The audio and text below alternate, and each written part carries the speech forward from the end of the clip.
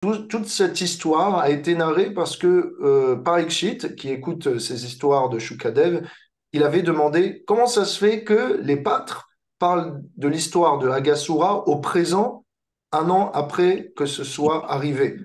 Donc, Shukadev explique, il s'est passé quelque chose, tout ça a été caché. Donc, Krishna en parle au présent, les pâtres en parlent au présent, alors que ça s'est passé au passé.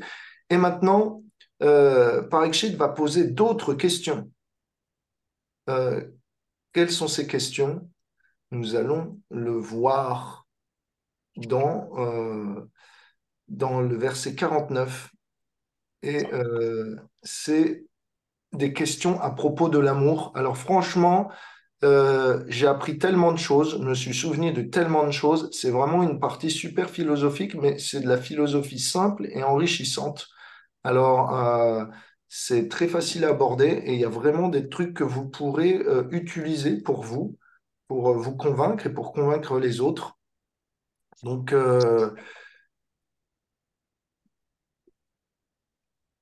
allons-y, c'est parti. Donc, on suit les questions du roi Parikshit. Il dit, oh, Brahmana, comment les femmes ont pu-elles développer de l'amour pour Krishna à un tel niveau? Krishna qui n'est pas leur enfant, mais l'enfant de Mère Yashoda. De telles effusions d'amour sont sans précédent. Et comment ça se fait qu'elles aiment plus Krishna que leur propre enfant? C'est ce que Parikshit demande. Et c'est vrai, Shukadev Goswami, il dit, juste avant, il dit, quand les pâtres sont rentrés de leur journée, après Agasura, après Brahma, tous étaient décorés de manière festive, tous chantaient les gloires de Krishna en jouant de la musique, tous les dévas jetaient des fleurs depuis le ciel. Et donc toute cette alchimie transformait eh bien, leur venue au village de Vrindavan, au crépuscule, eh bien, de la plus belle des manières. Et donc, toutes les femmes de Vrindavan sont venues accueillir Krishna lorsqu'il revenait de sa journée. Et bien entendu, euh, elles étaient menées avec à leur tête Yashoda, qui attendait le retour de son enfant de manière impatiente. Nanda Maharaj était là. Toutes les jeunes gopis aussi avaient le droit à leur spectacle, parce que Krishna est un acteur. Et donc, quand un acteur arrive, même si on est marié, eh bien, on a le droit d'aller voir l'acteur parce qu'il fait des prouesses. Et donc, Krishna étant le plus grand des acteurs, personne ne voit d'inconvénient si on va aller le voir, même si on est marié. C'est comme si, euh, je ne sais pas, Krishna Ras, par exemple, toi, tu es un peu manager de personnalités publiques ou Mhm. d'artistes. Et donc, imaginons que tu dois prendre en charge euh, voilà, un artiste qui plaît autour de toi. Est-ce que ça va vraiment attiser la jalousie? Pas tellement, parce que s'il est bon, c'est normal qu'il attire. Et c'est pareil avec Krishna. Il attire de par ses talents, de par sa beauté, de par sa joie, de par l'amour qu'il porte à tous. Et donc, naturellement, tout le monde a envie de le voir, célibataire, marié, petit, enfant, animaux, éléments. Même les nuages ont envie d'aller le voir, même les oiseaux ont envie de chanter ses gloires, même les arbres ont envie de leur offrir des fruits. Donc, naturellement, Krishna est si attractif qu'on ne peut pas priver quelqu'un. Il est la perfection de toute beauté. Alors, ce serait cruel que d'empêcher les jeunes gopis le soir de sortir de chez elles pendant un temps et d'aller eh bien accueillir le retour de Krishna avec de doux regards. Donc là, Parikshit, entendant cela, entendant que Krishna est accueilli par toutes les femmes, et, y compris les mères, les mères des autres pâtres, quand Krishna revient avec tous les pâtres, il y a Mère Yashoda et il y a aussi les mères de tous les pâtres qu'accompagnait Krishna, ok? Mais ce qui se passe, c'est que les mères des pâtres, des amis de Krishna, n'ont Dieu que pour Krishna.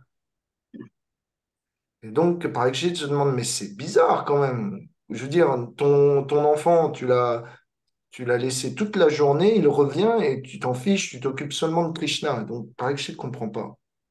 Et là, écoutez bien, euh, c'est incroyable. Dans le verset 50, Shukadev Goswami répond, Ô roi, en fait, pour tout être conditionné, ce qu'il y a de plus important, c'est le soi.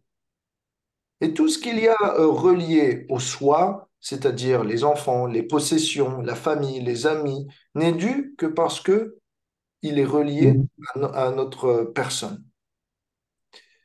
Mais avec la connaissance de l'âme, cela devient différent. Prabhupada dit, euh, ok, les êtres vivants servent la société, la nation, la famille, parce que tout ça, c'est relié à leur corps. Alors on se considère, je suis français, je suis né en Meuse, je partage donc, euh, je parle pour moi, hein, je partage donc une appréciation particulière pour les Meusiens. Et je suis jeune célibataire, moine, alors j'ai forcément plus d'amour pour les moines célibataires que les autres. Et je suis français, donc j'ai forcément plus d'amour pour les Français que toutes les autres nations. Et en plus, je suis franco-algérien. Alors tous ceux qui viennent d'Algérie, etc., qui ont de ça dans leur sang, ben, je les aime encore plus. Ça, ce serait si je m'identifiais à mon corps. Mais la plupart des personnes pensent comme ça. La plupart des personnes pensent que, ok, on partage un peu du même vécu, un peu de la même euh, de la même ADN ou de la même histoire, donc forcément, eh bien, on a tendance à s'apprécier plus facilement. Dans un sens, c'est vrai, mais dans un sens, c'est limité.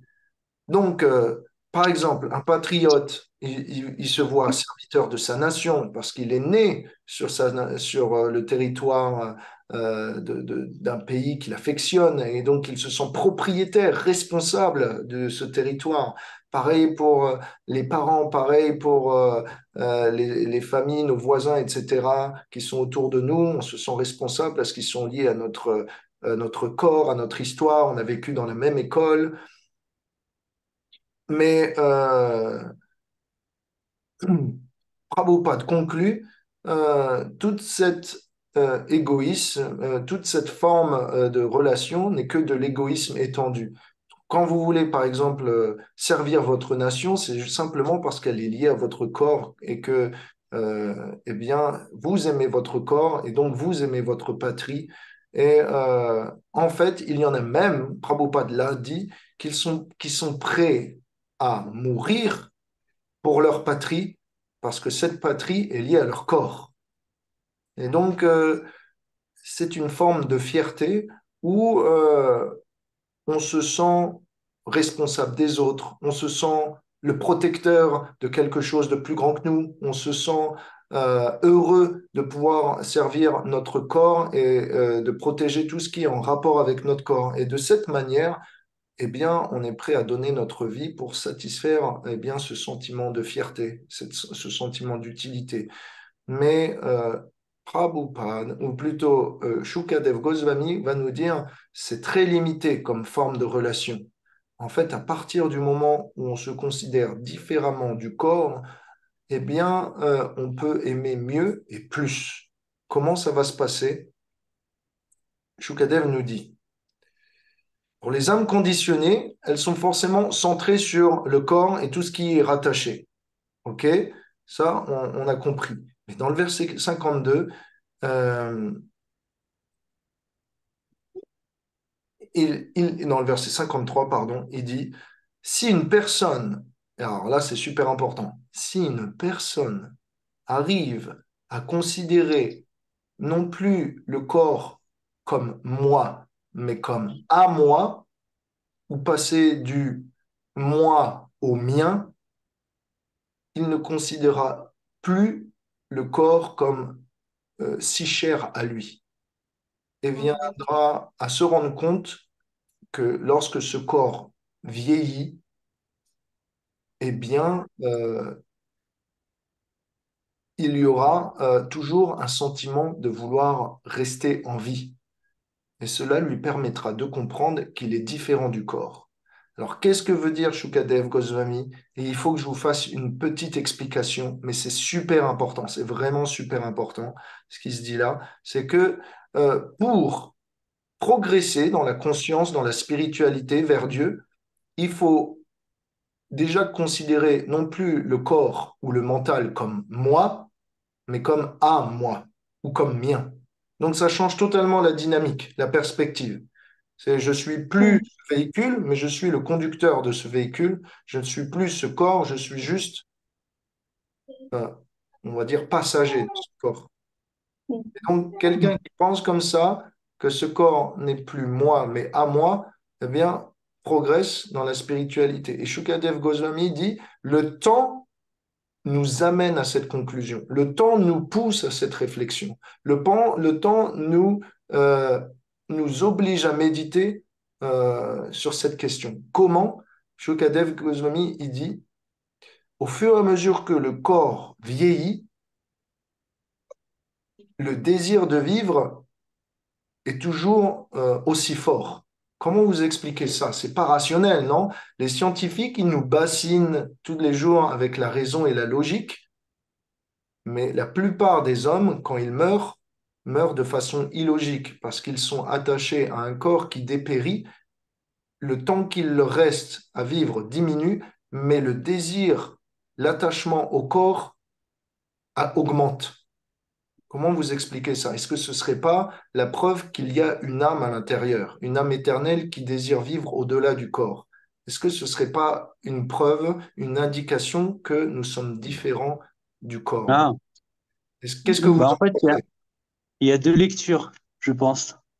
Vas-y. Il y a celle que tu viens de dire, justement, comme un souvenir inconscient de l'âme qui veut continuer à vivre. Et Mhm. l'autre, c'est parce qu'on est dans la dualité. La mort, la vie, le chaud, le froid, etc. Et qu'on comprend pas et donc on s'accroche. En plus, il y a une autre chose, c'est qu'on a peur de l'inconnu. On ne sait pas ce qui se passe après. Ok, mais toujours est-il que ça reste illogique. C'est pas raisonnable. On a Il y a des toute, raisons, mais c'est pas forcément logique, non? on a toute une vie pour se préparer à cet inconnu Ouais. et c'est un moment fort.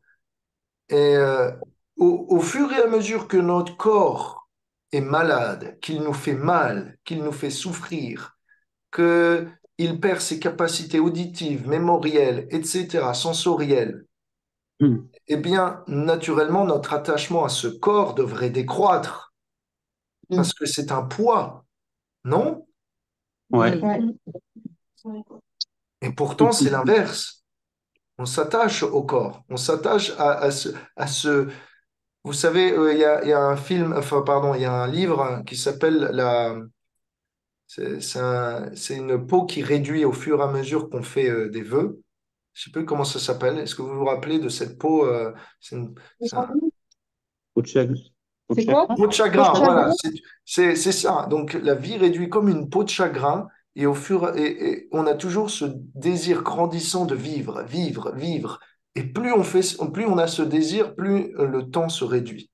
C'est contre-productif quelque part. C'est pas logique Ouais. de désirer quelque chose qui nous échappe, dont on n'a pas le contrôle sur et qui nous rend en plus malade. Malade dans le sens où on devient anxieux, on devient euh, confus, on devient aigri, on devient colérique, on devient euh, incapable, dépressif, parce qu'on ne peut pas réaliser ce désir. Alors, c'est pas logique. Pourtant, les scientifiques nous bassinent la raison, la logique, mais au final, tous ceux qui n'ont pas de croyance finissent leur jour dans une opposition telle que toute la vie, ils ont prêché la science, la logique, la raison, et à la fin de leur vie, ça ne leur sert à rien. Ils sont sentimentaux, Hmm. ils sont déraisonnés, ils sont confus. Alors, c'est fou quand tu penses à ça. Et donc, Shukadev nous dit, la mort nous pousse à la réalisation spirituelle, elle nous repousse à considérer la vie, elle nous pousse à considérer qui on est en relation par rapport au corps. C'est pas normal que le corps nous fasse mal et qu'on désire de plus en plus vivre. C'est, on devrait se détacher naturellement du corps et se faire une raison que la vie passe. Et donc, on doit considérer que ce désir ne vient pas du corps, mais ce désir vient de la conscience. Ouais, Mhm. ouais, Et la conscience n'est pas le corps. Ça devrait être la logique qu'on infère, la conclusion qui aboutit après avoir un petit peu fait d'introspection. Qu'est-ce que vous en dites? Ça vous paraît correct? ouais, Ouais, complètement. Ouais, complètement. C'est à partir du moment où tu as pas compris pourquoi tu étais descendu sur Terre. Tu vis ta vie, enfin voilà, tu vis ta vie comme ça, mais arrivé à un moment donné, justement, ton corps dépérit, je pense qu'il y a une partie de toi consciente qui apparaît et qui dit, mais non, je suis pas prête, j'ai pas fait ma mission, non, j'ai pas, il y a quelque chose que j'ai pas compris et pourquoi je suis là. Donc on s'accroche parce qu'on sait qu'on a loupé quelque chose. Que lorsqu'on a commencé ce chemin-là, on se dit, OK, on est plus dans l'acceptation et au contraire, on sait que il y a du bon après, en fait, ou en tout cas, on espère. Ok. Alors ça, c'est un très bon point et je vais même le noter parce que je ne l'avais pas remarqué.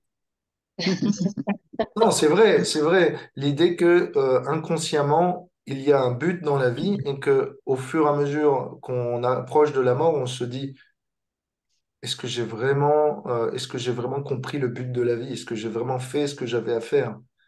Et Ouais, ouais, finalement, devant cet inconnu dont on parle, devant ce problème insolvable que la mort, eh bien, on est anxieux. On se dit, non, je ouais, peux changer encore quelque chose. Mais je dois vous dire quand même que les gens sont un peu moins intelligents que ce que tu pourrais penser.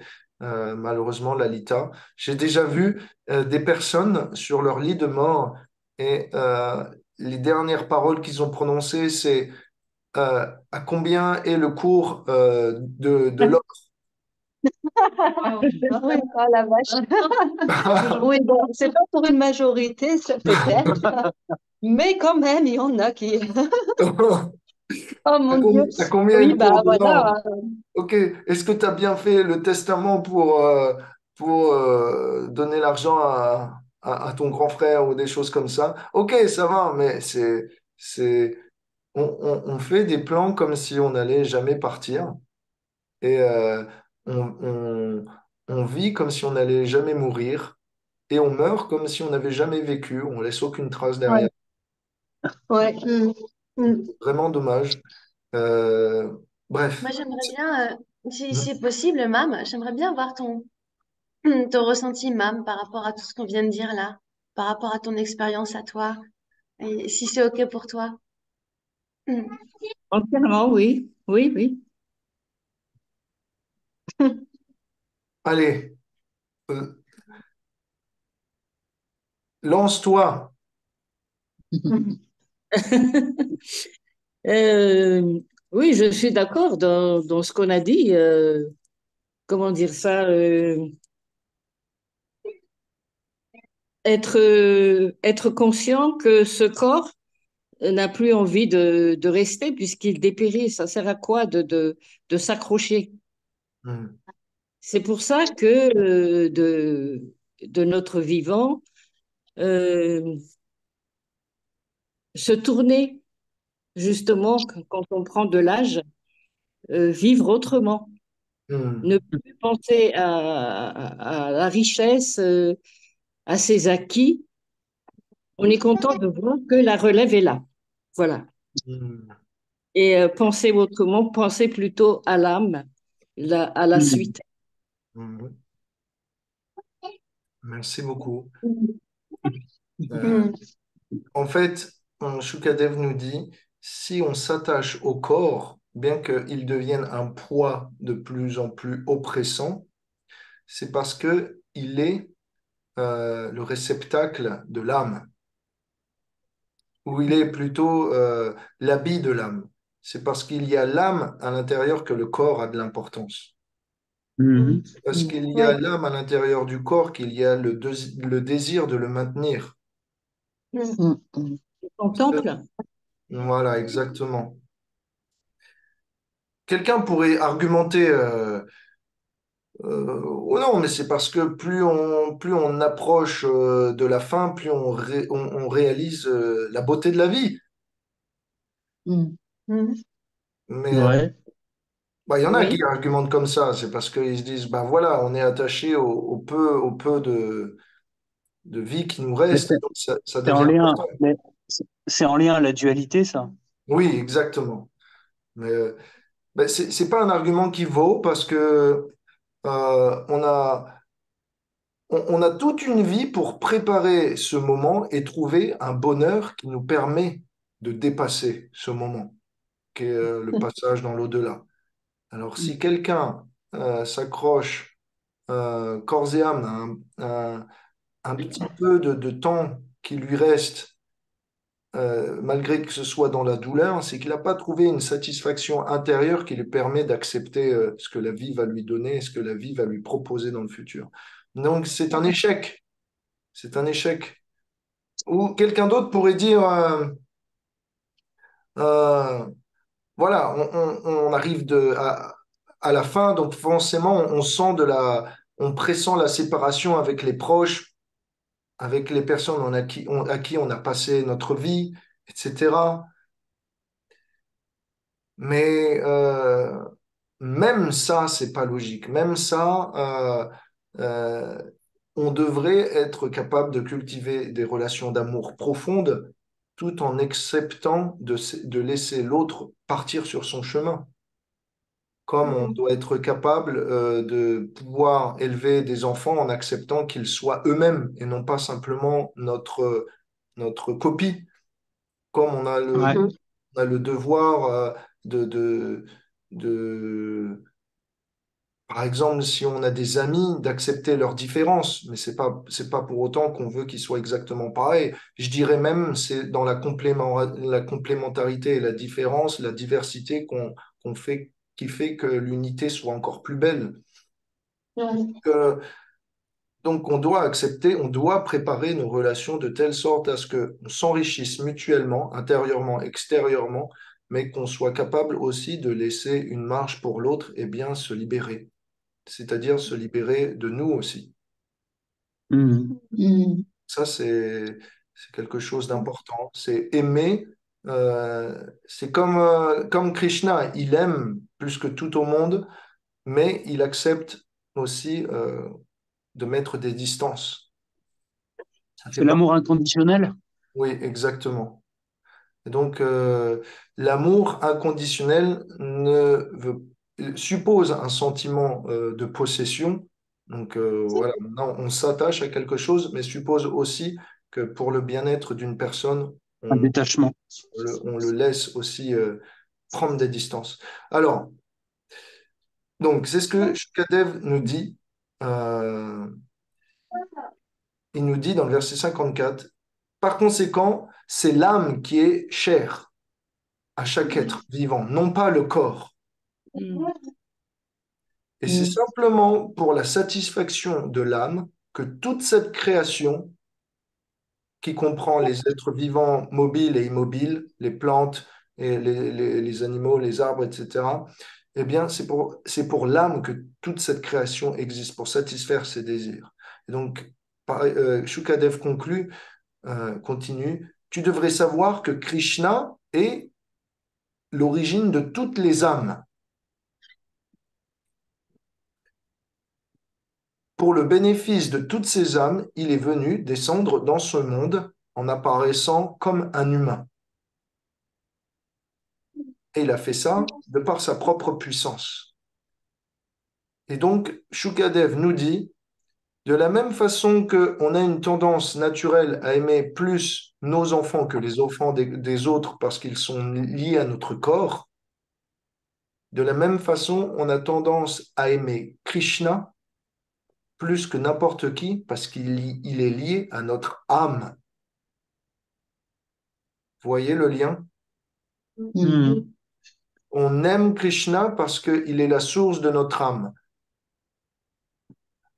et on aime le corps parce qu'il est habité par une âme. Ouais. On aime, pour les gens conditionnés, ils aiment les autres parce qu'ils sont liés à leur corps. Mais nous, on aime tout le monde, le spiritualiste aime tout le monde parce que toutes les âmes sont liées à Krishna et qu'on partage la même nature, qu'on partage la même source. Donc naturellement, le spiritualiste aime, prend soin de tous. Et Shukadev Goswami dit, c'est pour ça que les mères, euh, les mères des pâtres, qui sont les amis de Krishna, aiment plus Krishna que leur propre enfant. C'est parce que naturellement, Krishna attire l'amour de chacun, puisque Krishna est l'âme, l'origine, la source de leur vie même. Et donc, il y a un lien naturel qui s'est fait, comme on a un lien naturel entre nos enfants, plutôt que ceux des autres. Donc, voilà, c'est ce qui explique pourquoi ben, voilà, il y a des mères qui préfèrent Krishna à leur propre enfant. C'est simplement parce que Krishna est fait pour être aimé. Krishna est la source de toute qualité, la source de toute relation, la source de toute beauté. Et donc, il est fait pour nourrir l'amour en chacun. Et la différence avec Krishna, c'est que son corps et son âme ne sont pas différents. Nous, on a cette différence encore, c'est que notre corps et notre âme sont encore dissociés. Mais quand nous aurons la possibilité d'exercer euh, un service à Krishna, ce sera dans un corps spirituel avec une identité éternelle. Et de cette manière, cette dichotomie, cette séparation n'existera plus. Toutes ces questions seront résolues. Donc voilà, je pense, je sais pas, pour moi c'est un passage qui est assez important, c'est quand même une philosophie qui est assez importante pour nous comprendre pourquoi chacun se tourne vers Dieu à un moment ou à un donné quand il est en difficulté, pourquoi comprendre pourquoi l'être humain dans son histoire a toujours recherché l'absolu, bien qu'il s'efface à nos sens.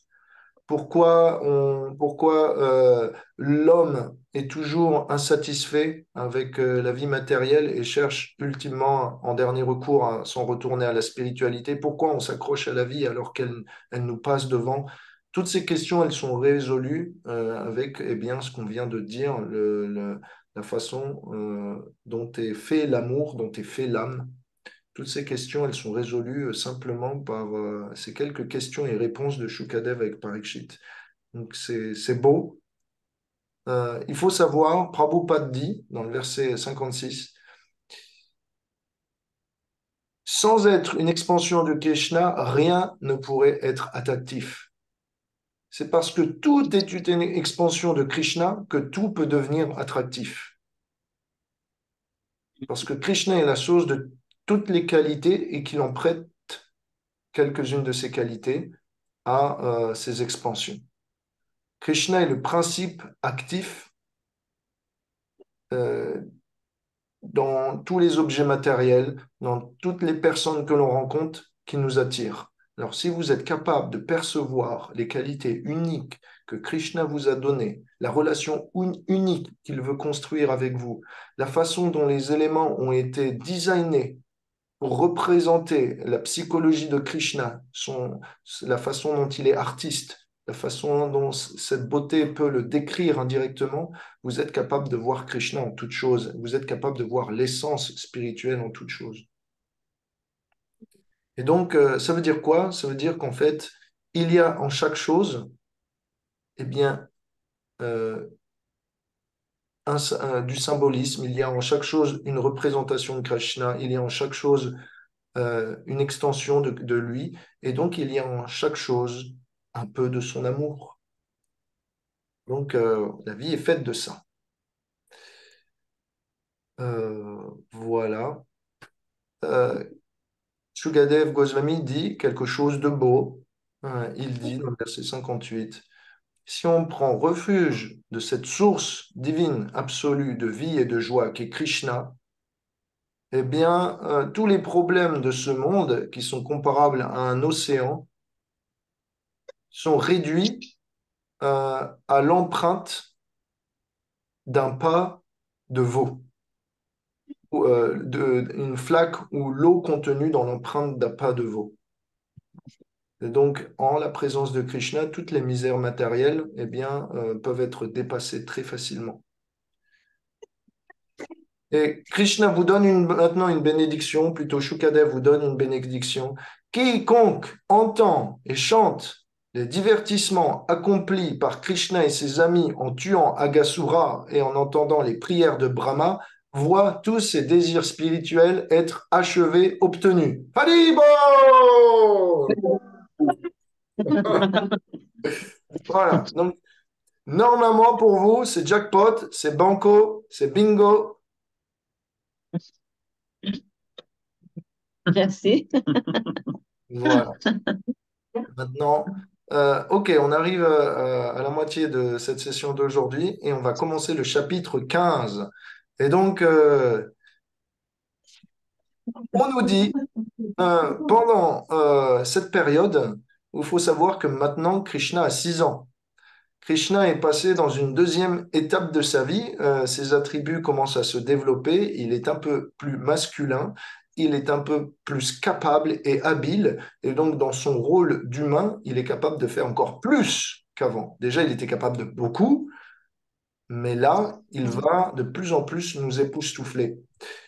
Dans cette période de sa vie, Krishna a 6 ans. Maintenant, euh, il est apte et il joue beaucoup avec ses amis. C'est avec les vaches et les pâtres qu'il passe le plus de temps, non plus avec ses parents. Quand il était enfant, Yashoda avait, on va dire, le monopole. Maintenant, à cet âge-là, ce sont les pâtres qui ont le monopole.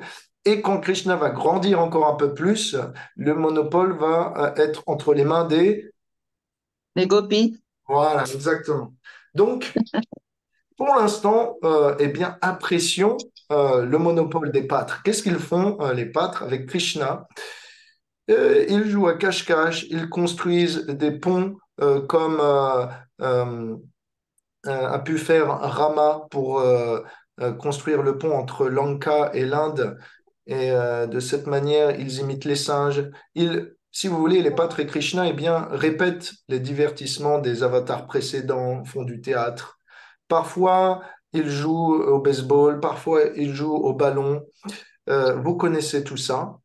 Parfois même, il y a un truc spécial, c'est que ils font des paris. Alors nous, normalement, en tant que dévots, on ne fait pas de paris, on ne fait pas de spéculation, mais là, c'est des paris spirituels. Un garçon s'approche par derrière une personne et met ses mains pour couvrir les yeux de cette personne et dit, est-ce que tu peux deviner qui je suis?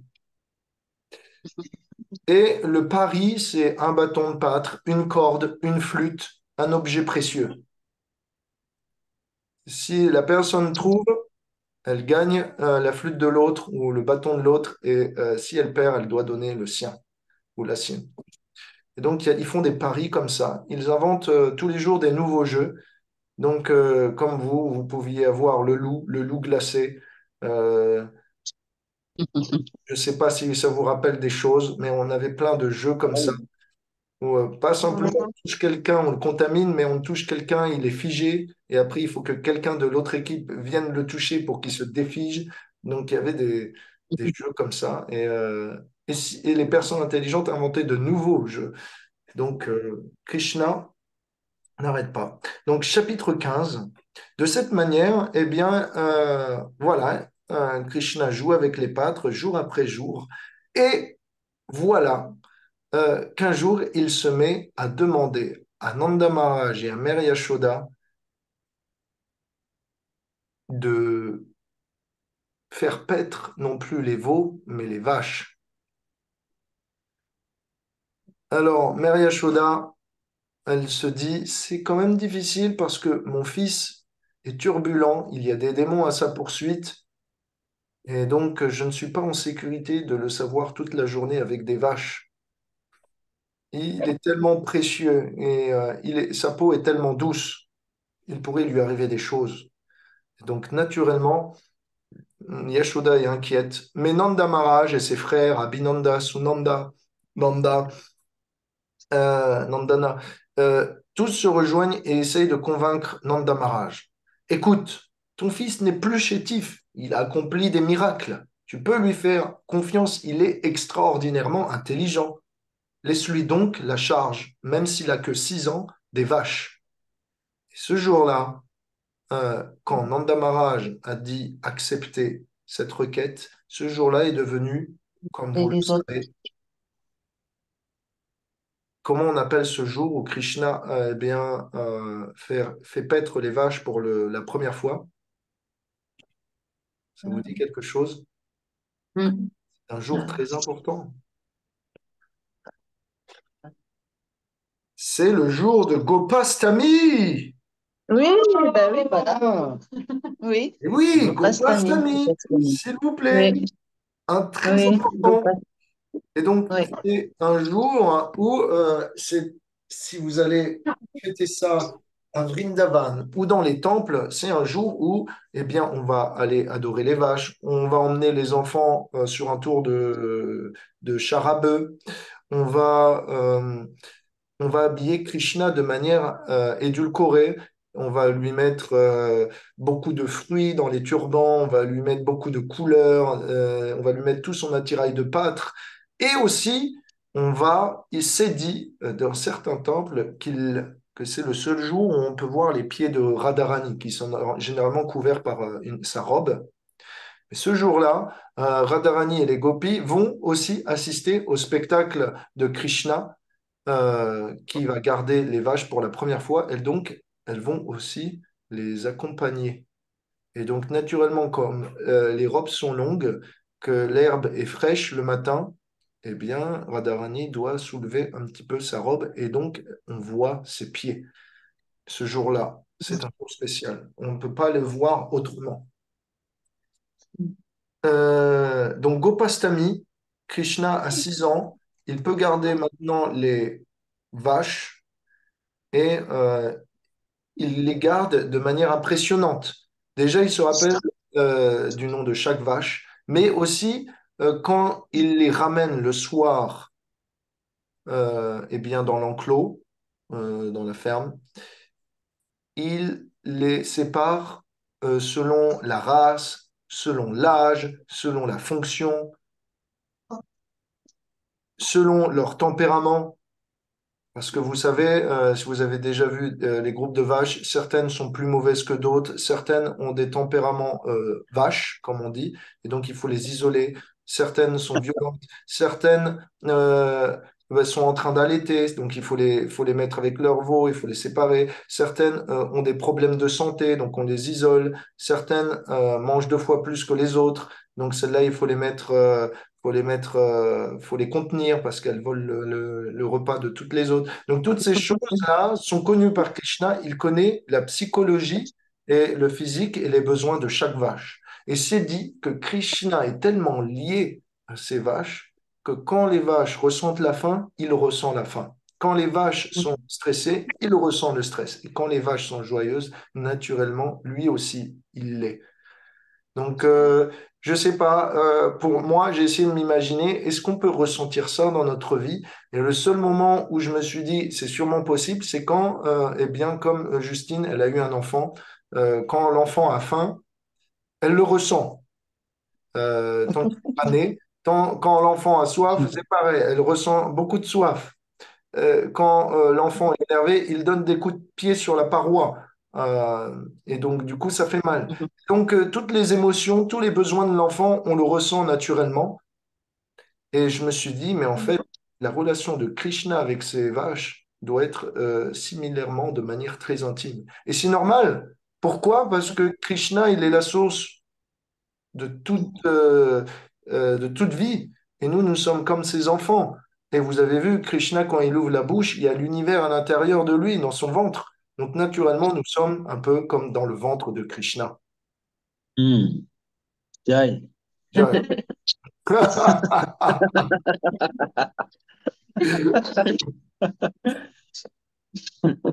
Donc, voilà, ça c'était pour l'histoire. On nous dit, écoutez bien, Avant, les petits pieds de Krishna étaient très, très doux, si bien que les marques qui sont sous les pieds de Krishna, on ne pouvait pas les distinguer lorsqu'il marchait sur le sable fin des chemins de Vrindavan. Maintenant que ses pieds ont grandi, qu'ils se sont affermis, eh bien, les signes apparaissent dans les empreintes de ses pas. Si bien que la planète Terre en éprouve une joie encore plus grande. Cette planète Terre qui voit les pas de Krishna fouler eh bien, la surface de sa peau. Cette planète Terre qui n'est jamais séparée de Krishna, du matin jusqu'au soir. Cette planète Terre qui, entre toutes les femmes, est la plus bénie par le temps qu'elle a pu passer avec Krishna. Euh, je vais vous montrer quelque chose d'important. Est-ce que vous voulez voir les pieds de Krishna? Oui, oui. Est-ce que Oui, vous... moi j'aimerais bien que tu nous expliques tout ce que c'est ces marques sous les pieds de Krishna. Ah, ok, je n'avais pas prévu de le faire, mais on va le faire. J'ai juste prévu de vous le montrer et je me suis dit que vous n'allez pas poser de questions et donc... Eh bien si, eh bien si. Je ne Eh connais bien pas bien. oui, tu sais bien qu'avec nous, tu vois, on ouvre plein de portes. Ok, ok, pas de problème, on va y aller. Euh, alors, c'est parti. Je vais partager l'écran.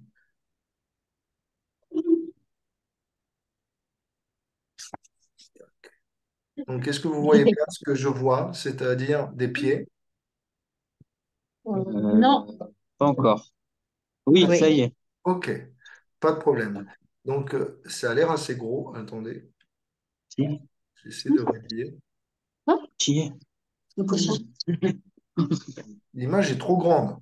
Les avatars, Krishna. Ouais. La roue de... Ah, je crois que c'était une Voilà, moustache. ok. Non. Donc, vous voyez ces pieds, Oui. on confirme. Donc, sur le pied droit de Krishna, qui est pour vous le pied gauche, Ouais. Oui. eh bien, vous voyez en dessous du pouce, il y a ici, là où je mets la souris, il y a une graine. Non. Ici, en haut. Ah, wow. Et Faut zoomer un peu, hein. cette graine, alors moi je connais l'anglais, cette graine, elle s'appelle barley corn. Barley corn. Alors, voilà, c'est une graine. euh, euh, alors, barley, alors, voilà, une graine C'est de fine. barley, c'est quoi l'équivalent en français? Bah, ça Oh. ne dit rien. C'est pas l'orge ou... Ah, De l'orge. ça, De l'orge. ça, C'est de l'orge. de l'orge. De l'orge, ouais. Voilà, alors, Krishna a une graine d'orge, en signe, juste sous son pouce. Donc, premier signe, ok? Donc, vous voulez la signification, je vais vous la donner au fur et à mesure. Lotus. Donc, je vais pas vous dire de bêtises, on va aller directement se référer aux Écritures, Padma Puran.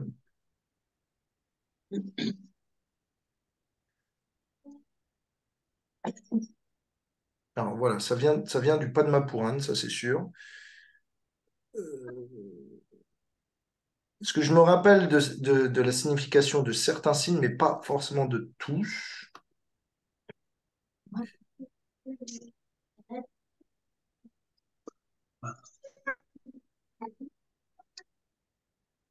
Pas de main pour un autre. Là-bas, c'est les pieds. Alors, vous avez des marques différentes pour chaque incarnation. Donc, pareil, Srimati Radharani, Balaram, ils ont des marques différentes. Chaitanya Mahaprabhu, pareil. S'il vous plaît.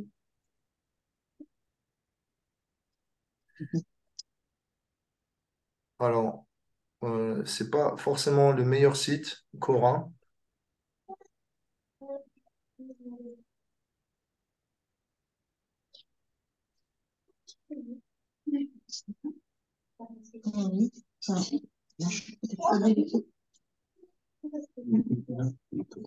Ah, voilà. Ok, alors, barley corn, la graine d'orge, signifie que les dévots reçoivent la prospérité et sont nourris à leur faim quand ils s'abandonnent à Krishna. Donc, tout est pourvu pour vous, d'accord? La preuve, c'est quoi? C'est que souvent, quand les dévots ont besoin de faire tomber la pluie, ils chantent et tout de suite, eh bien, la pluie tombe et les récoltes se font. Donc, normalement, là où il y a des dévots de Krishna, eh bien, les saisons sont clémentes, plus clémentes qu'elles ne le devraient. OK? Euh, donc, il y a une ligne de vie. Là, vous voyez sur le pied droit de Krishna, il y a une ligne. Et donc, ça, c'est une ligne de vie. On va voir. Voilà. C'est, alors, le Padma Puran nous dit, c'est le fait que quand vous vous abandonnez à Krishna, votre bonheur augmente, votre vie est auspicieuse et donc que vous allez obtenir l'éternité. Ok, donc ça veut dire que la ligne de vie, eh bien, si vous vous en remettez à Krishna, elle va s'agrandir. Ok, vous voyez ici euh, ma souris. Est-ce que vous voyez ma souris sur votre petit écran? Non. Non. La On lance, voit là? Oui, on voit ta souris. Ok, vous voyez tout Elle est en haut à gauche, il y a un espèce de pic, une lance avec un drapeau, pas vraiment un Oui, oui. drapeau, mais une lance, quoi. Oui, oui. Mhm. Ok, ça, c'est ce qu'on appelle un bâton de cornac. Un bâton de cornac, c'est quoi? C'est un bâton qu'on utilise traditionnellement pour euh, apprivoiser les éléphants quand on les monte, particulièrement les éléphants de guerre. Donc, c'est une arme et c'est en même temps quelque chose qui nous permet eh bien, de contrôler l'éléphant. Et donc, ce symbole signifie que notre plus grand ennemi en ce monde, qui est eh bien, le mental, en la compagnie de Krishna, il peut être captivé, il peut être dompté. OK? Vous avez juste à côté le lotus. Le lotus qui est une des signes principaux de Krishna. Alors, on va voir ce qu'il veut dire. Euh, donc, apparemment, lotus signifie que, eh bien, la gloire de Krishna, de par ses qualités, sa beauté, eh bien, comme l'odeur du lotus se répand partout quand il s'ouvre, en la présence de Krishna, ses gloires se répandent partout. Et bien sûr, le lotus est très doux et de la même manière, eh bien, ses pieds sont particulièrement très, très, très doux au toucher. Donc, oui, et ce lotus est ouvert, signifiant qu'à son contact, eh bien, tous les cœurs peuvent s'ouvrir. Ok, là, vous avez un chakra juste à côté du lotus. Et donc, naturellement, le chakra, ça veut dire, voilà, en la présence de Krishna, tout adversaire est détruit. Vous avez ici, au milieu du pied droit à gauche, un bâton de foudre, ça s'appelle Vajra. En fait, c'est l'arme d'Indra. Donc, Mhm. si vous représentez Zeus dans le panthéon grec, c'est un peu le bâton de foudre qu'il a. Et ce bâton de foudre qu'on appelle Vajra, eh bien, signifie que de la même façon que la foudre tape le sommet des montagnes, eh bien le sommet pardon, la foudre induite par la méditation, la compagnie de Krishna vient frapper la montagne de notre karma pour le réduire à néant.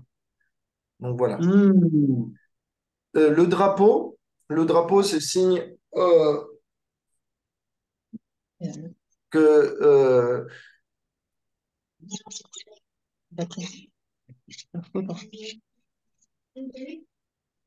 alors, voilà.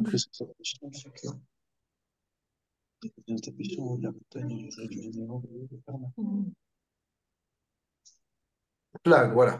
Le drapeau, bon, ça veut dire la paix pour nous. Le drapeau, ça veut dire peu importe où se trouve Krishna, il y aura la paix pour vous.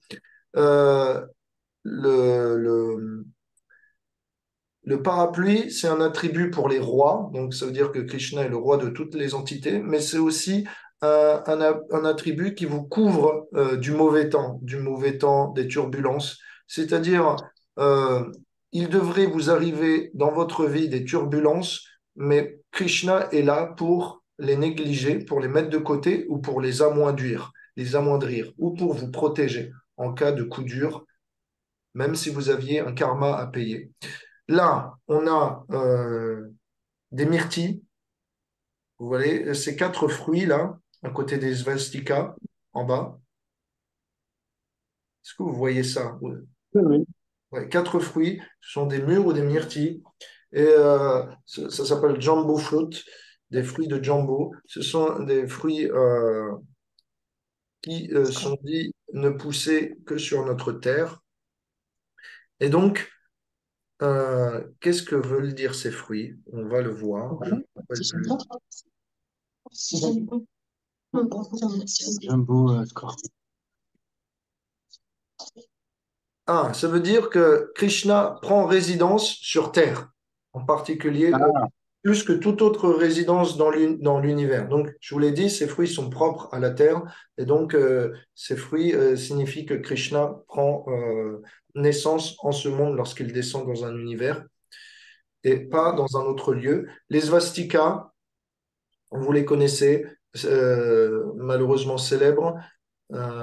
Svastika, eh bien, oui, c'est généralement perçu comme le signe, voilà, de la richesse, des bienfaits. Ok. Et puis un, vous avez un octogone. Vous avez deux carrés concentriques. Et donc ce sont les 8 directions. Donc nord, est, ouest, est, plus les directions intermédiaires, les diagonales, si vous voulez. Ça veut dire qu'en la présence de Krishna, les 8 directions sont conquises. OK, ça va. Vous avez, donc là, ça fait 11 marques.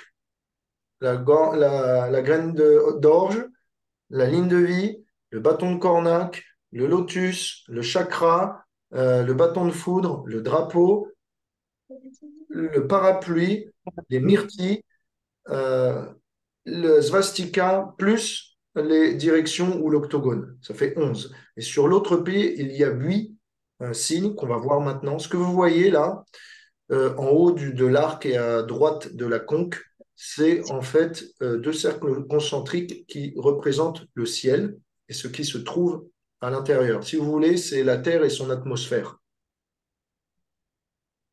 Donc ça représente le ciel. Et qu'est-ce que ça veut dire?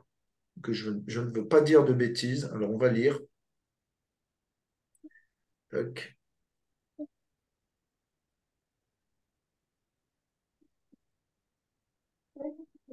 S'il vous plaît. Voilà. Ça veut dire que Krishna, ah oui, ça veut dire que Krishna est partout présent comme le ciel est partout présent au-dessus de nos têtes. La conque signifie la victoire.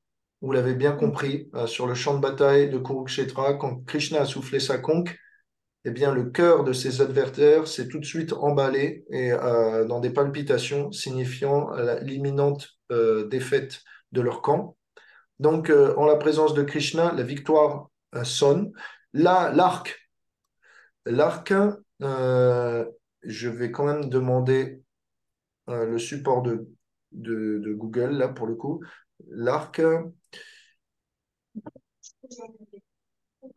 Donc, l'arc signifie que, en la présence de Krishna, eh bien, signifie que vous allez droit au but et qu'une fois que vous allez atteindre votre cible, vous ne reviendrez pas en ce monde. Une fois qu'on atteint Krishna, notre but, on ne revient plus. De la même façon que lorsque vous avez décoché une flèche, si elle a bien atteint sa cible, on est fini de lui. Vous avez vu cette empreinte de veau, en fait, au milieu du pied gauche.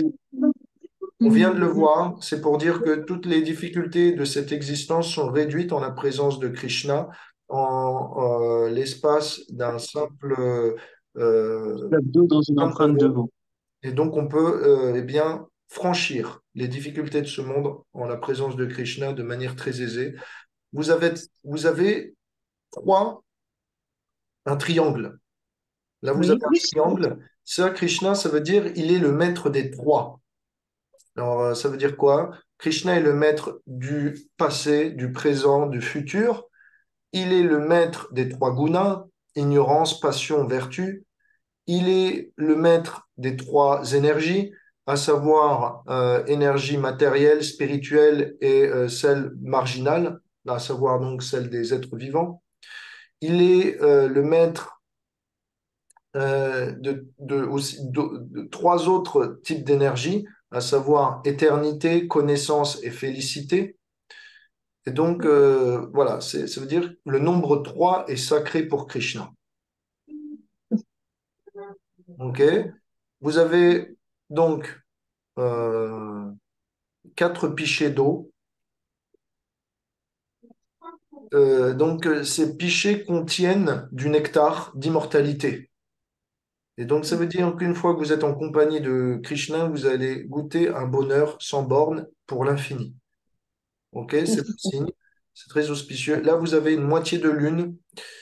Euh, c'est d'ailleurs un symbole que met Shiva sur sa tête en guise de soumission à Vishnu, Krishna. Ça signifie que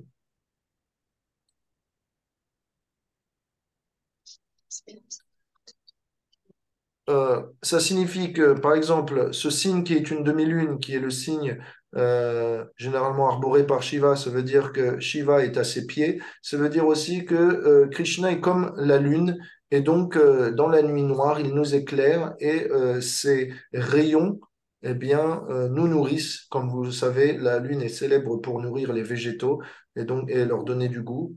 Et donc, voilà. Krishna nous guide comme la lune, ses rayons bienveillants nous nourrissent.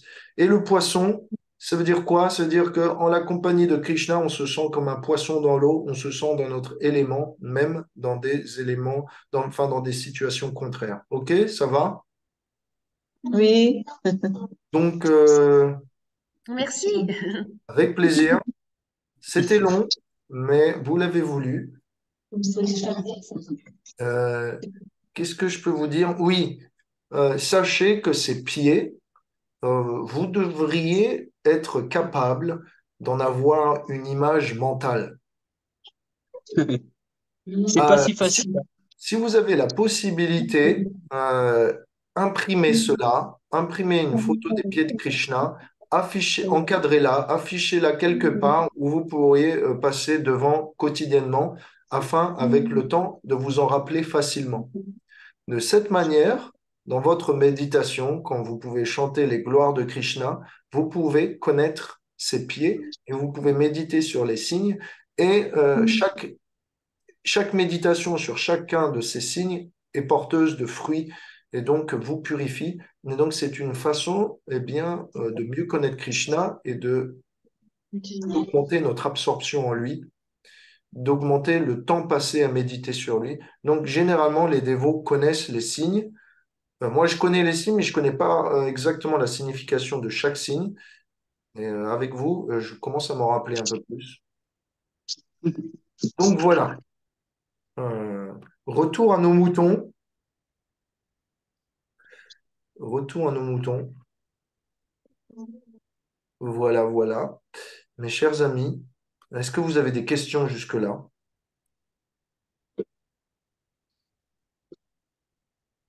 Euh, Non, c'est bien. Ok. la svastika, c'est lié qu'à Shiva, non? normalement. Svastika, non. Ah, je pensais que c'était lié à Shiva, en fait. Non, c'est plus, Ignorance de ma part. svastika, c'est plus la roue du temps, c'est plus quelque chose qui est lié à l'absolu en général. Au- donc c'est quelque chose qui va être lié avec voilà, la, la force suprême du temps et de Krishna ou de Dieu, si vous voulez, en général. Hmm. Donc c'est Mais plus il y a deux sens, j'ai vu, hein. On peut le mettre à l'envers et ça existe aussi, j'ai vu. ça existe aussi, mais c'est pas, c'est, quand c'est à l'envers, il me semble que c'est pas auspicieux, ça veut dire c'est pas bénéfique. Parce que Ah bon? Ah, c'est pas dans le sens des aiguilles d'une montre, c'est pas dans le sens, voilà, du temps qui passe, c'est pas, donc ça veut dire, c'est généralement pas, c'est pas le bon sens, quoi. Alors, je peux me tromper. hmm. Je pourrais confirmer cela en faisant une recherche, ou tu peux faire une recherche, tu peux nous partager Ouais, cette ok. recherche. Parce que je Ouais, ne suis ouais, pas ok. exactement sûr, mais généralement, il y a un sens euh, positif et il y a un sens négatif. Euh, donc, vous l'avez vu, on comprend pourquoi on parle des pieds, des dessous de pieds de Krishna, parce que ces marques sont maintenant visibles quand il marche, puisque ses pieds se sont affermis et ont grandi. Eh bien, la terre est maintenant décorée de ces emblèmes. La terre de Vrindavan et la planète Terre est maintenant décorée de ces emblèmes et donc sa gloire eh bien, est encore plus grande que jamais. Ah oui, petite chose, est-ce que Krishna porte des sandales? Est-ce que Krishna porte des chaussures? Non? Non? Non. Ben non, Non, vous êtes sinon sûr? on Si, ça verrait pas. arrive. Si, ça arrive. Ok. Est-ce que J'ai euh, déjà vu avec des sandales en or. ah ouais, ok. Alors, exactement. Est-ce que tu sais pourquoi Krishna porte des chaussures et pourquoi il n'en porte pas aussi à d'autres temps? Pour les... Non. Ok. Ben, quand il est avec les pâtres, il n'en porte pas. Mais Très quand il va, bien. mais quand il va aller À à Dvaraka? Dvaraka, Oui, à là, il Dvaraka, met il des en porte. chaussures. Quand il sort en boîte de nuit, il Donc les met, là, mais 50 points pour toi, Suchitra. Là, tu es en tête. Pas de problème. C'est totalement ça. C'est que quand Krishna quitte Vrindavan, il devient un prince. Il reprend la dynastie de Vasudeva et donc un roi ne peut pas marcher pieds nus. Est-ce que vous avez déjà essayé de marcher pieds nus dans la ville? Vous ressemblez à un Indien dans la ville, vous ressemblez à un paysan, un villageois, et donc vous êtes risible. Et surtout que je veux dire, le Kali Yuga est ce qu'il est, et donc même dans les lieux de pèlerinage comme Vrindavan, la poussière est difficile à trouver parce que il y a du béton et du ciment qui est coulé de plus en plus. Et ça accumule la saleté, les gaz d'échappement. Alors qu'à l'époque, Krishna pouvait marcher pieds nus, il n'y avait pas de problème. Le Kali Yuga n'était pas là, on avait de la poussière partout et donc les pieds restaient propres. Mais aujourd'hui, le bitume nous noircit rapidement les pieds. Alors, Krishna pouvait marcher, il n'y a pas de problème, tout était propre. De nos jours, c'est plus compliqué. Donc, vous êtes excusé si à Vrindavan, vous ne mettez pas, euh, enfin, vous mettez des chaussures. Mais si vous voulez vraiment obtenir l'ensemble de la miséricorde, c'est bien de les retirer le plus possible. Maintenant, pourquoi je vous ai posé cette question? C'est parce que cette question est liée à une histoire. Un jour, ce jour-là, plus non. précisément, Mère Yashoda a demandé à Krishna, s'il te plaît, tu vas aller plus loin que d'habitude maintenant que tu prends les vaches sous ta garde. Et donc, j'ai peur que tu ailles dans un endroit où il y ait des épines, où il y ait des échardes, où il y ait quelques pierres tranchantes qui viennent et bien taillader la surface de ta peau. Par conséquent, ôte-moi cette anxiété et veuille bien mettre les sandales que je t'ai confectionnées. Et Krishna a demandé, mais maman, est-ce que les vaches portent des chaussures? Mère Yashoda a répondu, bah, elles ont des sabots, elles n'ont pas besoin. Et Krishna a répondu, aussi longtemps que les vaches ne portent pas de chaussures, je ne porterai pas de chaussures. Moi et les vaches, on est indifférenciables. Ce que, sans moi, les vaches se meurent et sans les vaches aussi, je me meurs. Alors, ce que les vaches font, je le fais. Je ne veux pas être différent d'elles. Donc, Mère Yashoda a bien pensé à mettre des chaussures à toutes les vaches, mais du coup, ça allait changer un petit peu le mode de production parce que c'est une industrie qu'il fallait ouvrir, étant donné qu'il y a à Vrindavan plus de vaches que d'habitants et que par vache, il faut 2 paires de chaussures. Euh, Ça aurait été une entreprise impossible. Et donc, Yashoda a abandonné cette idée et s'est fait une raison, priant le Seigneur Narayan que à chaque fois que Krishna sorte, jour après jour, il puisse être protégé au niveau de ses pieds.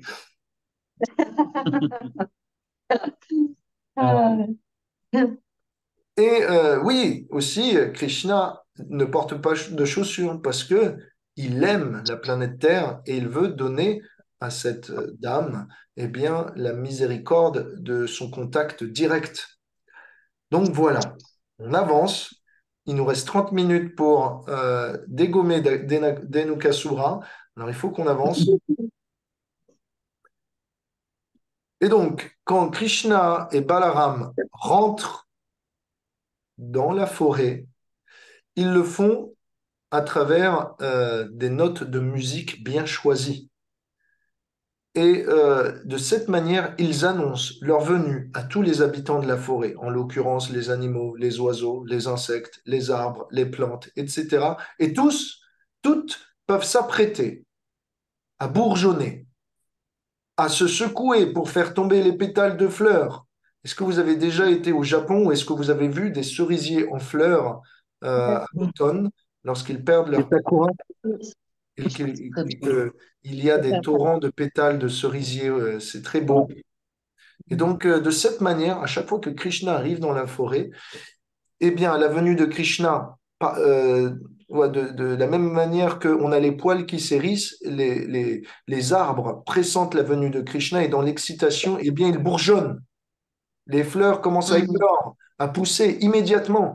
Et comme nous, on aime bien la musique, quand Krishna, et qu'on peut frissonner, quand Krishna joue de sa flûte, les arbres commencent à frissonner et donc ils se secouent. Et de cette manière, tous les pétales tombent. Et alors, de cette manière, quand Krishna arrive à Vrindavan, eh bien, il y a un nuage de pétales qui vient les accueillir. Il y a une odeur suave et abondante qui vient les parfumer. Alors, Krishna en a pour son nez, il en a pour ses yeux. Les oiseaux sont là en train de lui conter ses gloires. Et donc, il voit aussi la beauté des arbres qui viennent offrir leurs obéissances en pliant leurs branches et en offrant les fruits bien mûrs. Et donc, Krishna peut toucher ces fruits. Krishna, eh bien, tous ses sens sont en éveil au contact de la forêt de Vrindavan. Charmante forêt dont on veut bien voir l'existence à la fin de notre... Et donc Krishna se rapproche de ces fameux lacs d'automne qui eh bien, sont pourvus de lotus. Il faut savoir... Ah, j'ai envie de vous dire quelle est la caractéristique spéciale du lotus aussi, c'est que là, le lotus est capable de filtrer une quantité énorme d'eau. Donc là où se trouvent les lotus, généralement l'eau est claire. Et plus il y a de lotus, plus l'eau va s'éclaircir. Et en particulier en automne. Pourquoi? Parce que euh, en Inde, la mousson précède l'automne. Donc la mousson cause aux pluies abondantes de se déverser et donc cause aussi la boue. Et donc les eaux dans cette saison sont généralement plutôt marron, vertes, etc. Parce qu'il y a beaucoup de déperdition et il y a beaucoup de saleté qui vient se déverser aussi dans les réservoirs d'eau. Mais en automne, tout ça se décante. Pourquoi? Parce que il n'y a plus de pluie. Alors, la saleté, la vase retombe au fond, les lotus filtrent la saleté et l'eau s'éclaircit. Et donc, en cette période d'automne où Krishna peut maintenant, pour la première fois, eh bien, emmener les vaches, il s'extasie de voir combien l'eau de Vrindavan est pure. Et là où l'eau est pure, les cygnes se baignent. Et là où les cygnes se baignent, eh bien, on entend leur doux chant.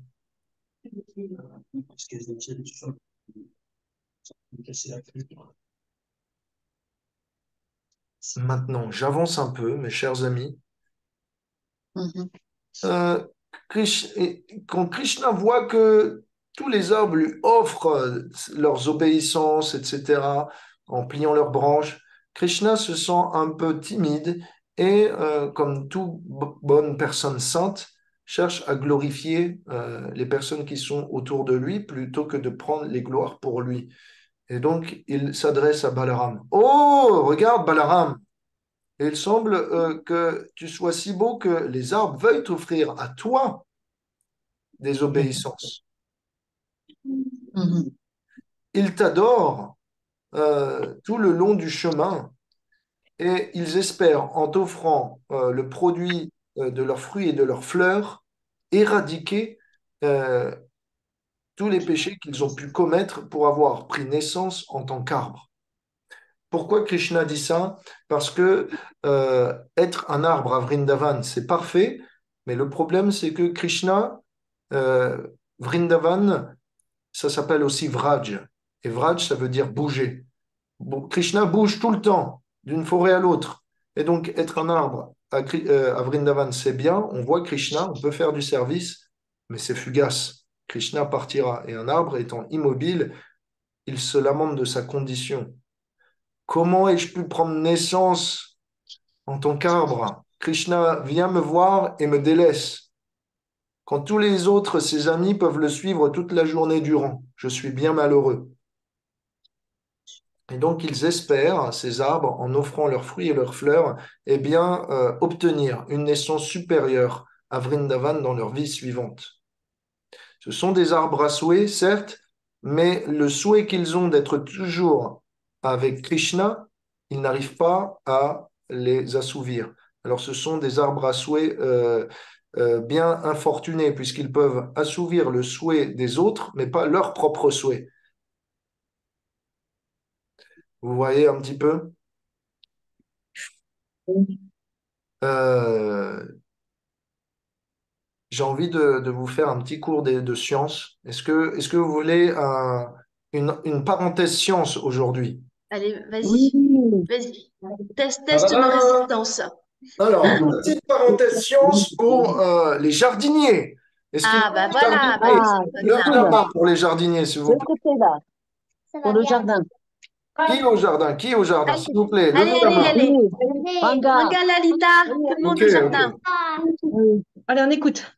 Ok, alors aujourd'hui, parenthèse scientifique du jardin. Il y a plus d'une centaine d'années, un scientifique appelé Jagadish Chandra Bose a démontré que les plantes étaient sensibles aux sons et aux émotions.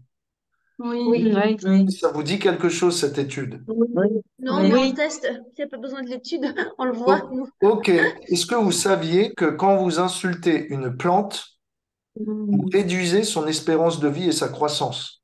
Ah non. Oui, oui. Ça a été démontré par nombre de scientifiques à travers les années et de par les continents que quand on dégage des mauvaises émotions autour de nous et qu'on insulte une plante qui a une durée de vie de plusieurs années se voit réduire à une durée de vie de plusieurs semaines. Mhm. Et Je sais donc, aussi qu'elles ont une mémoire aussi. elles ont une mémoire. Si vous Ouais. mettez de la musique classique à une plante, sa croissance est augmentée de plus de 15%. Les plantes sont sensibles au son, elles ont un goût musical, elles ont aussi des émotions, elles peuvent même, quelque part, même jusqu'à comprendre le langage des humains jusqu'à un certain point, parce que si on les insulte, elles peuvent sentir que ce qu'on leur dit, C'est pas sympa. c'est pas bien intentionné. Il n'y a pas de bonne vibration. Et Elle est donc, sensible à la Et donc, fréquence.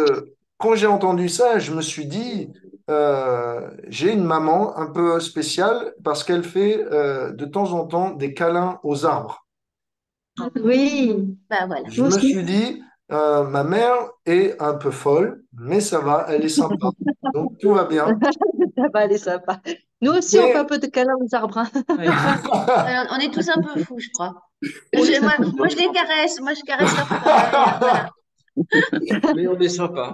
voilà. Et donc, bah, voilà, vous n'êtes pas fou en fait. Quand vous faites ça, vous contribuez à la satisfaction de l'arbre, à sa longévité, à sa productivité.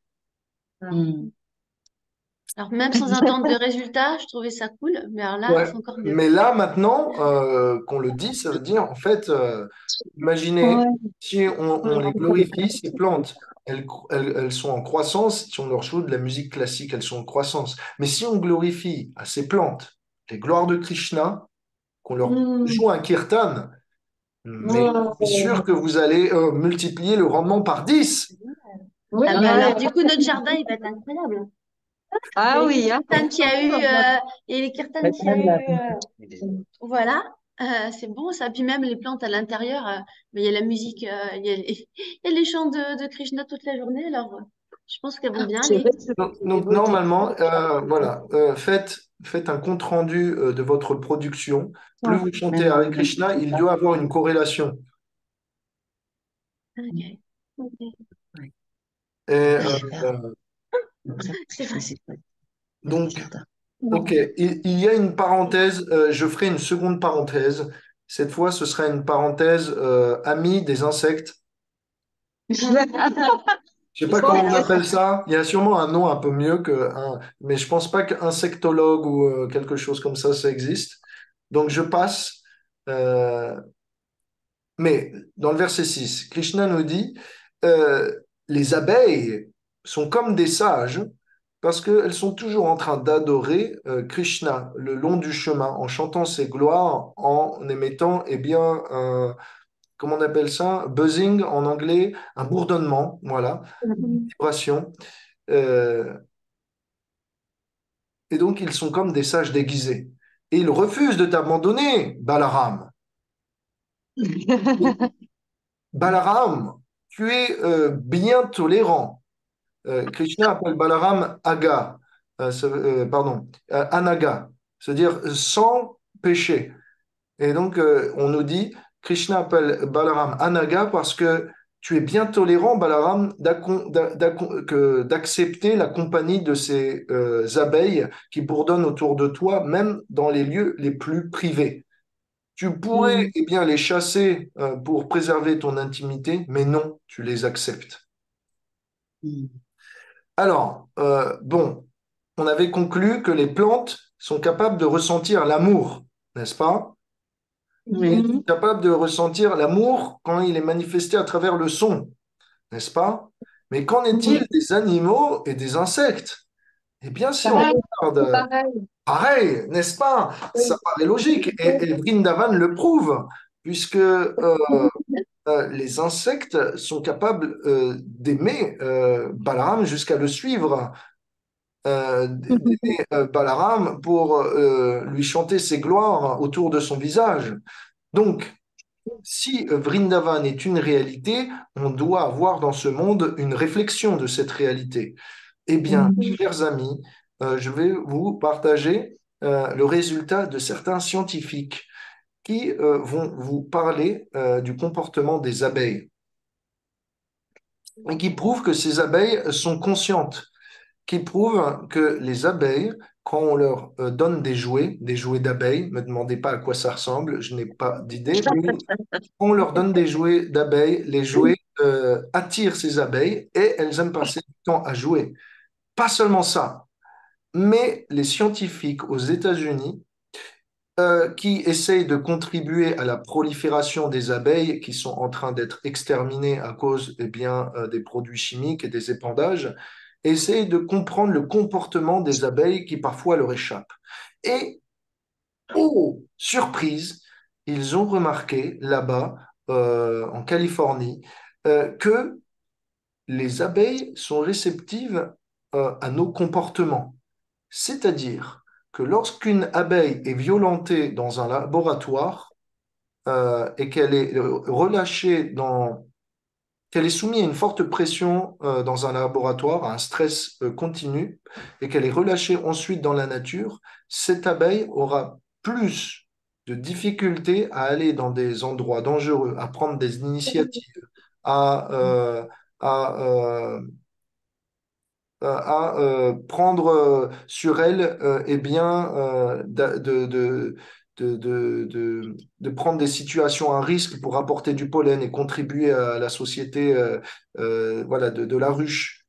Et donc, ils ont conclu que quand l'abeille est soumise à un stress, eh bien, il y a une conséquence post-traumatique. Et donc, l'abeille devient un peu pessimiste et sur sa réserve. Par contre, quand une abeille est bien traitée, qu'on lui laisse du sucre, que lorsqu'elle s'approche des humains, que nos comportements ne sont pas, disons, ceux d'un ennemi, eh bien, l'abeille est plus en confiance, peut étendre sa zone d'achalandage, si on peut dire, de ramener du pollen. Elle est capable de prendre des risques pour protéger les siens et elle est capable, dans une situation inconnue, de mieux se comporter et d'appréhender et de prendre des bonnes décisions. Alors, ça veut dire quoi? Ça veut dire que nous sommes tous liés, ça veut dire que nous avons tous une relation, du végétal en passant par les insectes jusqu'à l'animal. Ça veut dire que ce que vous dégagez, si même des plantes et des insectes peuvent le ressentir, alors qu'en est-il des hommes? Donc, par conséquent, être est tellement important, être en harmonie avec la vie est tellement important. Et donc, parfois, on minimise l'impact de l'homme, on minimise la souffrance des êtres vivants autour de nous, on minimise leur état de conscience, mais en fait, ces derniers, sont très sensibles. Les abeilles sont capables de communiquer en dansant pour indiquer la direction à suivre. Elles sont capables, suivant la note qu'elles prononcent, euh, de signifier une phrase. C'est comme ça qu'elles communiquent. Ah, maintenant, à Vrindavan, sachez que les abeilles font donc différentes notes. Et ces différentes notes sont les 7 notes de l'octave, enfin, ou les 12 notes, si vous voulez, de l'octave. Et donc, do, ré, mi, fa, sol, la, si, do. Et donc, suivant le bourdonnement d'une abeille, Krishna utilise ça comme note de base pour faire sa mélodie. Et donc, Krishna accompagne avec sa flûte le bourdonnement des abeilles. Ce n'est pas les abeilles qui accompagnent Krishna à la flûte, c'est Krishna qui accompagne le son de Vrindavan. Est-ce que c'est pas beau? C'est C'est beau, n'est-ce magnifique. pas? Oui, bah oui, oui, oui. C'est beau, c'est enchanteur. Je trouve que voilà, les activités de Krishna à Vrindavan, le comportement, la façon dont ces villageois interagissent avec la nature doit nous inspirer Mm, pour qu'on puisse réenchanter ce monde. mm, Réenchanter ce monde pour y voir la magie qui demeure, les miracles qui sont partout, dans le sol, dans notre constitution physiologique, sur le ciel. Il y a tant de choses et de faits incroyables qu'on ignore. Et ce miracle-là, cette union à la vie, elle est profonde et elle est possible. Ce que je pense, c'est qu'on ne finira pas ce chapitre aujourd'hui. Non, c'est clair. Mais en Donc, même temps, toutes ces digressions comme ça ramène une autre saveur, une autre profondeur, donc tout va bien. Ok, ça va. Si. Donc, c'était la parenthèse scientifique pour les jardiniers et pour les amoureux de la nature. On referme cette parenthèse scientifique.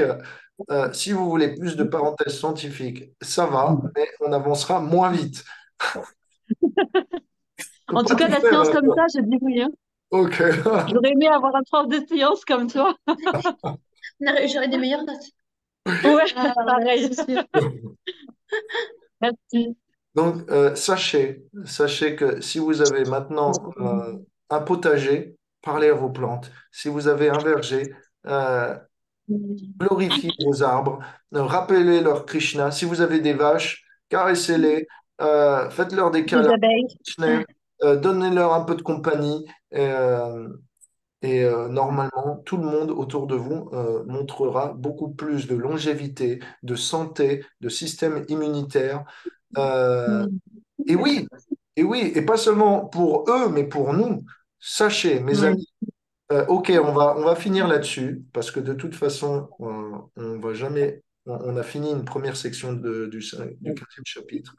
On ne verra pas Denukasura, on ne verra même pas le bout de son museau, ni même une once de ces, je vais pas appeler ça des gloires, mais de ces histoires.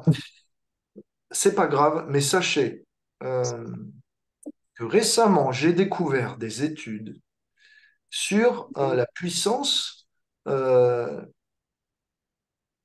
du cerveau que peuvent avoir les religieux par rapport aux hommes lambda, si je puis dire. C'est-à-dire, vous n'êtes pas sans savoir que l'homme a accès à une petite partie de son réseau de neurones.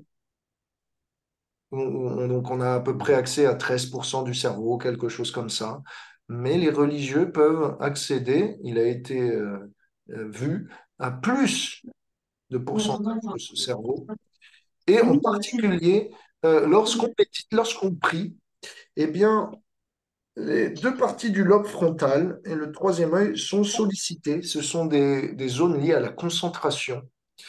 Et il y a aussi, pour ceux qui sont dans la visualisation, quand ils méditent, eh bien, des zones arrière latérales du cerveau qui sont liées à tout ce qui est abstrait, qui sont tous liés à l'imagination.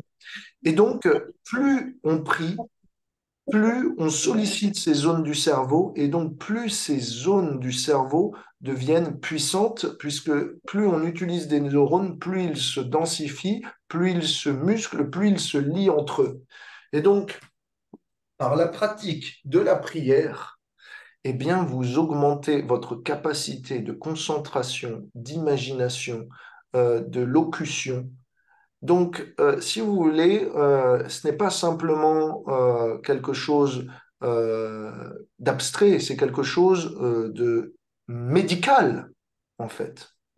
Donc, c'est une autre, je pense, c'est une autre façon d'aborder la science spirituelle dans l'avenir. C'est que non seulement ça fait du bien autour de nous à la nature, mais ça nous fait du bien. Il a été montré que pendant la crise du Covid, ceux qui avaient une activité religieuse, spirituelle, étaient moins en proie, un, au divorce, un, aux violences familiales, pas deux, aux violences familiales, trois, à la dépression due à l'isolement. Vous rappelez-vous du confinement.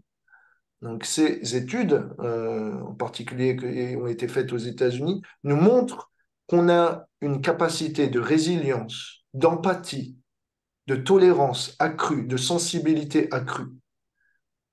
Donc, non seulement ça augmente notre champ de concentration, d'imagination, mais ça augmente aussi notre champ émotionnel, notre capacité de relationnel et de comprendre l'autre.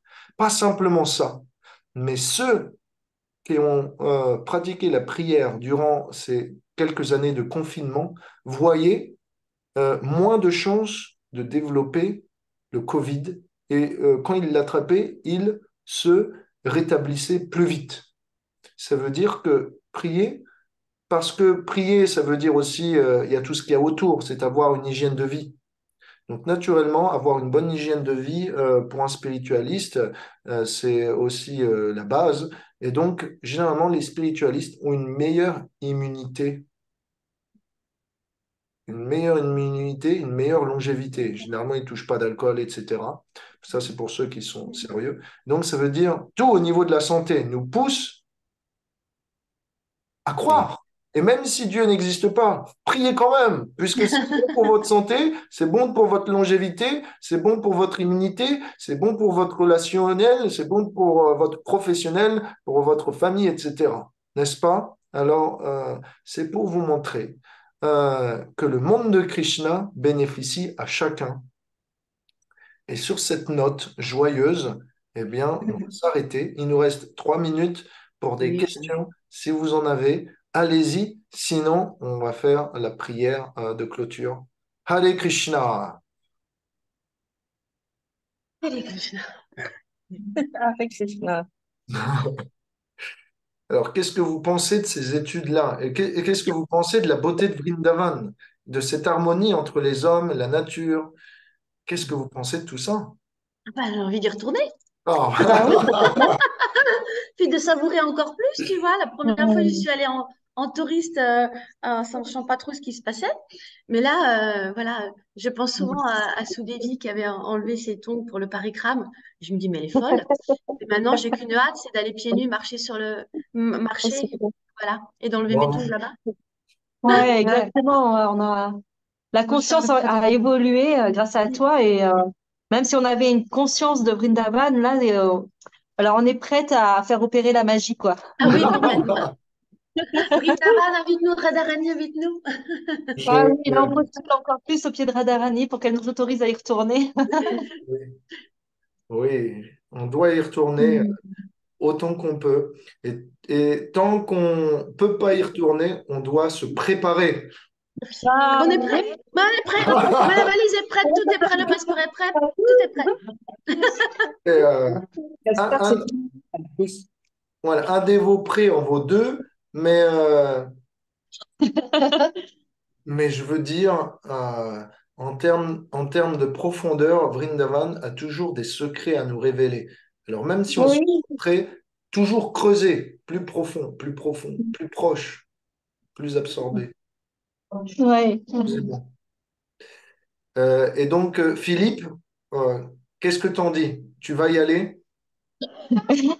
Ben, comme tu dis, un dévot près en vaut deux. Je pense que ça, j'avance bien. Ok. Moi, mais je te rejoins sur une chose, la prière, on le fait chacun à notre manière, mais c'est juste d'être en conscience aussi. Faut pas la faire par défaut Oui, bien sûr. et par obligation. Et moi, je découvre Vrindavan aussi à travers ta parole, quoi, à travers Nathalie. Mais je sens l'énergie de Vrindavan. Waouh, ça c'est beau ça. Sachez que quand vous allez à Vrindavan, cette énergie-là, elle se fait présente, mais elle se fait aussi présente à des moments et à des endroits particuliers. Ce qui fait que quand vous allez à Vrindavan, il y a des personnes, il y a des moments, mais il y a surtout aussi des endroits qui vont vous marquer plus que Mhm. d'autres. Oui. Ça veut dire Oui. quoi? Ça veut dire que quelque part, ces endroits, ces personnes, ces moments sont liés à vous d'une manière particulière, à votre progression. Ils sont là pour vous enseigner, ils sont là Oui, pour Thomas. vous aider. Donc, moi, par exemple, je me rappelle la première fois que je suis allé à Vrindavan, j'aimais le temple de Radha Damodar, la chambre de Prabhupada, le samadhi de Rupa Goswami, etc. Et puis petit à petit, j'aimais Govardhan. Et puis après, je ressentais de plus en plus d'énergie, proche du Radhakund. Alors, alors, alors que quand j'y allais les premières fois, je me disais, OK, c'est bien. Non, il faut- Maintenant, je me dis, ah, d'accord, c'est là que je dois être. Donc, Ouais. le centre de gravité à Vrindavan est différent pour chacun. Mm. Et c'est là du coup, là où est votre centre de gravité, là est votre demeure à Vrindavan. Ouais. Ah oui, parce on est tous des résidents de Vrindavan. On est appelé à l'être. Il y a d'autres dimensions, mais vous êtes sur le chemin de Vrindavan. C'est pas par hasard. Et donc, par conséquent, Vrindavan étant vaste, 12 forêts, des millions de places de pèlerinage, un espace presque infini, des activités à l'infini, il y a bien des spécificités pour vous. Alors, quand vous allez à Vrindavan, soyez réceptive. Où est votre Vrindavan? Donc, on a chacun notre longitude et latitude spirituelle à Vrindavan. Oui, exactement. Exactement. Voilà, ce qui me revient, tu vois, c'est Sudevi, tu te rappelles quand on a trouvé par hasard en se promenant et en se perdant l'endroit où il y avait tous les perroquets. Oui, Oui. ah oui, Oh, Et on oui, est trouvé wow! avec Suchitra, on est, voilà, et on est arrivé, Oui. c'était vert. Il y avait que des perroquets verts de partout. Incroyable. Bon, ils voulaient pas qu'on prenne trop de photos, mais on en a pris quand même. Et c'était un truc incroyable. En se perdant pour retourner au temple, Ah, vous avez de la en voulant chance. prendre un raccourci, on est tombé sur cette cour où il y avait que des perroquets. c'est improbable. Incroyable. Il y a un endroit qui nous a marqué, enfin qui m'a marqué, c'est au Kosum Sarovar et le temple des Gopis aussi. Oui. Ah bah Ces le deux temple endroits des Gopis, oui. ont énormément touché à Vrindavan, ouais. Hmm. Voilà, des indications. Kusum Sarovar, c'est là où on prend des fleurs. Oui. On cueille des fleurs pour faire des guirlandes pour Krishna. Donc peut-être J'arrive, Tom. J'arrive. tu aimes les fleurs pour une raison ou pour une autre. Je ne sais pas. Oui. Et les gopis, ça ne m'étonne pas. En fait, maintenant qu'on s'y replonge, tu vois, il y a tellement d'autres endroits qui reviennent comme ça Ouais, au c'est côté magnifique. d'une Ça touche profondeur là. différente. Et ceux-là qu'on a toutes pleuré, là, les larmes de Radharani, c'était Oh, oui, incroyable. Ah, oh là C'était Prema d'une puissance, Sarovar. ça. Waouh. là. C'était magnifique. Ouais. Et l'eau depuis 4 ans, hein, bah, l'eau, elle est toujours transparente dans les petites bouteilles en plastique qu'on a ramenées. Oui, Bouge pas. nous aussi, on en a, on fait les bains à Krishna avec. Ah, magnifique. C'est exactement ça qu'il faut faire. Krishna Mm. doit vraiment être gâté avec vous pour avoir le droit à trouver les larmes de Radharani chaque matin pour se laver. Ouais, Beau quand même, cette ouais, des petites gouttes. c'est chargé d'amour. Ouais. Alors voilà, on doit maintenant revenir sur Terre. Et, Ouais, mince. Ou et, pas. On peut rester sur ce petit nuage tout en donc, continuant nos Ah, mais c'est bien. activités et garder cette petite voilà, saveur particulière. on reste sur Terre, mais on ne quitte pas Vrindavan, d'accord? Et on aime Exactement. Vrindavan sur Terre. Exactement. Et donc, Voilà. je fais un coucou à tous les enfants, tous les plus vieux, euh, Mais le nôtre, tout le il est monde. passé sur les toilettes, il attend qu'on finisse pour ça À fait trop tous les présents et j'ai à fini tous de les faire absents. caca. Je fais, Bravo, Adi. je fais aussi un coucou à tous les invités masqués. Si Antonio, tu m'entends, je t'ai reconnu. Voilà. Antonio, il est dans partout, là.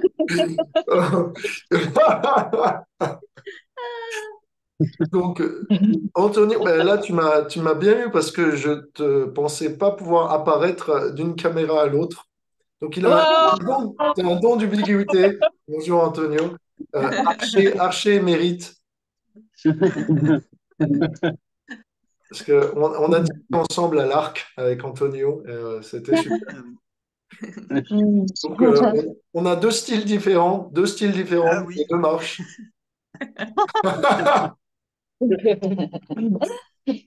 Je vous remercie tous. Merci pour votre Merci à sourire. toi. Merci pour votre bienveillance.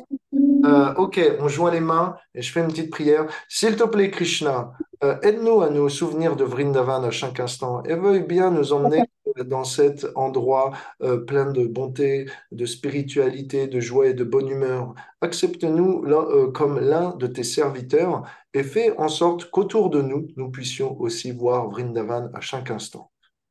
Si vous êtes d'accord avec cette prière, levez les mains et dites Hare Krishna. Hare Krishna. Ah, Merci beaucoup. Merci. Bonne Euh, semaine à toi. Bonne semaine à vous. Je vous embrasse fort. Euh, vous êtes comme une famille pour moi. Oui, c'est bon, C'est partie de la famille, Révati. Ah, voilà. oui. Voilà. Hari, Haribo. Allez, Allez, Radhe, bon. Radhe. allez, allez. Allez, allez.